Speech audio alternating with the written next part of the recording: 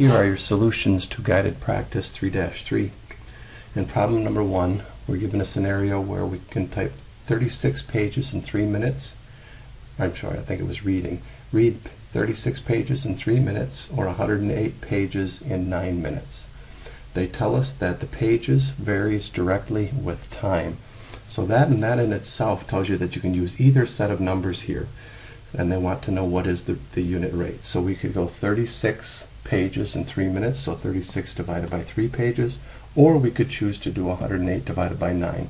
We don't have to find the difference between the two and make sure that it is a constant rate of change, because the fact that it varies directly tells us that.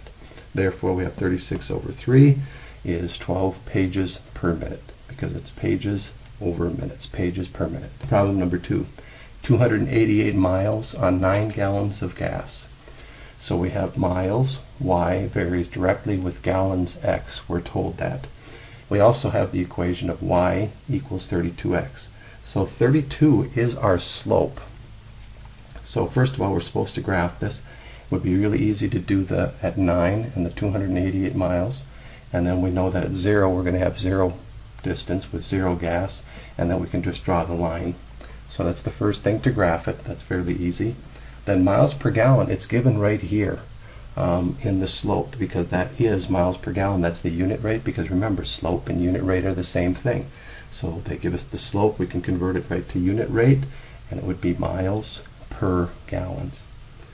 And then they ask you if we have a hybrid that is represented by this equation, y equals 42x, which gets better gas mileage. And again, it's a really easy calculation, because you really don't have to calculate anything. You just read it from the equation. Y equals 42 gives us a 42 mile per gallon vehicle.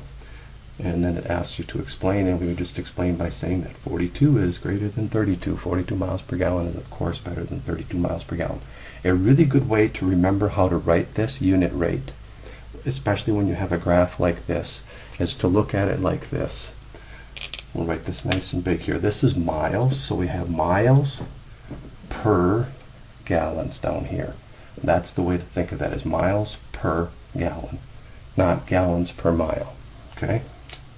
It's easy in this particular case because we would never do gallons per mile, but sometimes kids will flip-flop them, and that's the way to remember it. Number 3, we have a situation where the current earnings for the woman are represented in the chart.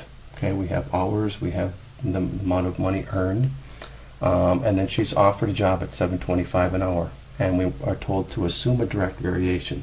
So again, because we are told it's a direct variation, we don't have to do all these calculations here. All we have to do is pick any one we want, and I chose this one because it would be easy. 13 over 2. Remember, it's y over x. 13 over 2, so it's $13 per 2 hours would equal $6.50 per hour. Okay, is what she's currently making. So the answer would be take that new job, because $7.25 per hour is better than $6.50 per hour. Number 4, we have a widescreen TV, has a height that varies directly with its width. So a 60 centimeter wide TV is 33 3/4 or 30.3 75/100 centimeters high. Write and solve a direct variation equation to find if it was a 90 centimeter wide. Okay, so we are going to say that 33.75 over 60 equals 0.5625. Okay, so we have y equals 0.5625x is our equation. So there's the equation, and then solve that equation for a 90 centimeter wide TV. So we put 90 centimeters in here for our x, so we have 0.5625 times 90, and that turns out to be 50 and 625 thousandths centimeters, or how high that TV would be. Our essential question.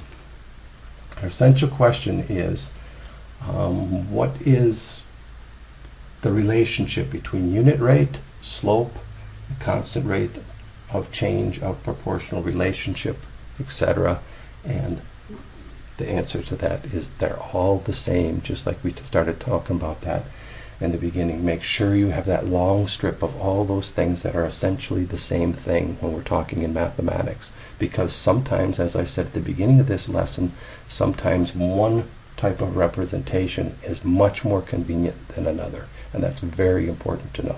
Please do independent practice.